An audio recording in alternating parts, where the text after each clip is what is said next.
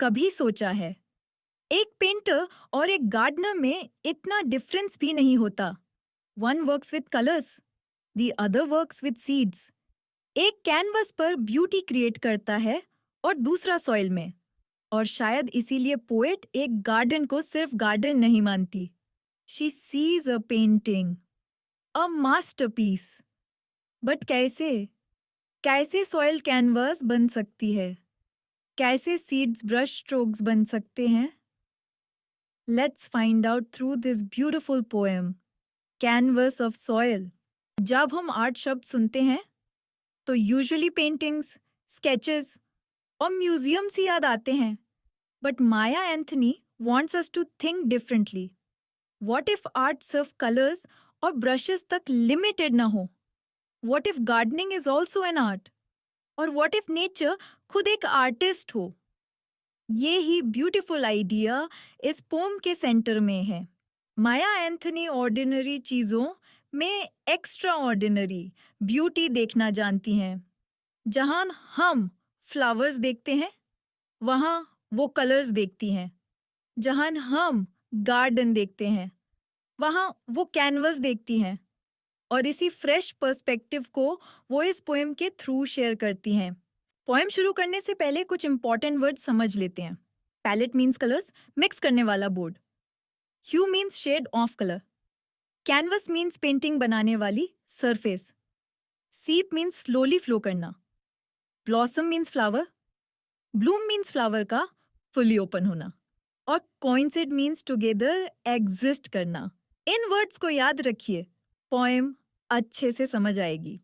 Palette of earth, rich and deep, where dreams of gardeners seep, brush strokes of seeds, planted true, awaiting spring's vibrant hue. Students, have you ever planted a seed? घर में या school activity में जब seed लगाते हो तो next day flower आ जाता है? नहीं, सिर्फ मिट्टी ही दिखती है। No flower, no colour, no result. फिर भी गार्डनर डेली पानी देता है। वाई? बिकॉज उसे उस फ्लावर पर भरोसा होता है जो अभी दिख भी नहीं रहा। इसीलिए पोएट कहती है, वेयर ड्रीम्स ऑफ गार्डनर्स सीप। रिमेंबर, सीप मीन्स स्लोली फ्लो करना। यानी गार्डनर के सपने धीरे धीरे मिट्टी में समा जाते हैं। और मुझे लगता है ये लाइन सिर्फ गार्डनिंग के बारे में नहीं है। Before every flower there is a dream. Before every success there is a dream. Before every achievement there is a dream. The poet also compare seeds to brush strokes. Painter colours use करता है, gardener seeds use करता है, लेकिन दोनों create beauty ही करते हैं। Blossoms bloom, a painted sight, dancing in the morning light. Shades of green, red, and blue, nature's artwork ever new. अब poem का सबसे कलरफुल पार्ट आता है। Flowers finally Bloom. Remember, blossom means flower, bloom means flower का fully open होना। Imagine a beautiful garden in the morning, fresh air, sunlight, खिलते हुए flowers. कितना पीसफुल सीन होता है ना। और एक बात नोटिस की कभी आपने, नेचर कभी जल्दबाजी नहीं करता। फ्लावर को ब्लूम करने में टाइम लगता है। वैसे ही ड्रीम्स को रियलिटी बनने में भी टाइम लगता है। कभी कभी स्टूडेंट्स जल्दी रिजल्ट्स चाहते हैं, quick marks, quick success, quick improvement. But nature teaches patience. Beautiful things take time. That's why the poet sees the garden as a colorful painting. Honestly, nobody painted it. Patience painted it. By the way, students, अगर English कभी difficult लगी हो तो शायद problem English नहीं थी, शायद explanation boring थी। ऑन ग्रामोफोसिस, I try to make English meaningful, whether it's literature, grammar, or English. Each plot a canvas wide, where art and life coincide. In the hands of those who till, gardens become paintings still. These lines are the heart of the poem. Poet कहती है कि every plot of land is a canvas और every gardener is an artist. Think about that. Gardener के पास paint नहीं है, brush नहीं है, लेकिन फिर भी वो ब्यूटी क्रिएट करता है. कैसे? Through patience, through care, through effort. और इसीलिए पोएट गार्डनर को आर्टिस्ट का स्टेटस देती है. Because art is not about tools, art is about creation. और मुझे लगता है ये टीचर्स और स्टूडेंट्स पर भी अप्लाई होता है.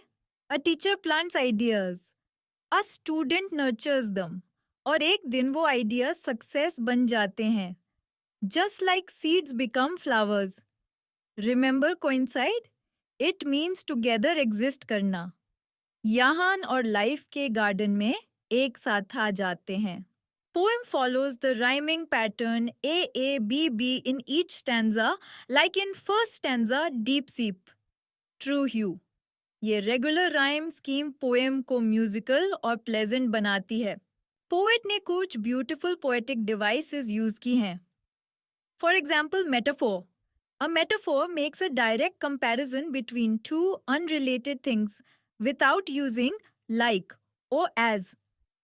Metaphor is used here. Palette of earth compares the soil or dirt to an artist's palette holding different colors.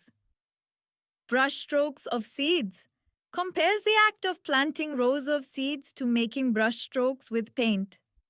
Nature's artwork compares the natural growth of plants to a finished piece of art.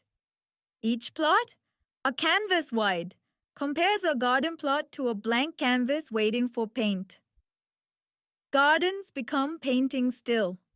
Compares the final blooming garden to a completed painting.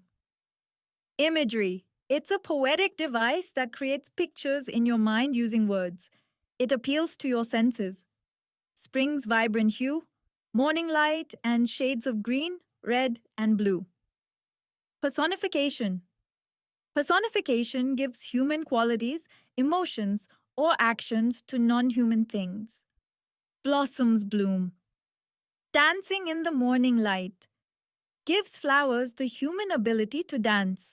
इस poem में कुछ important themes हैं. For example, nature as art, creativity and imagination, human nature partnership, और patience and growth. Pome हमें सिखाती है कि creativity सिर्फ आर्टिस्ट तक लिमिटेड नहीं होती.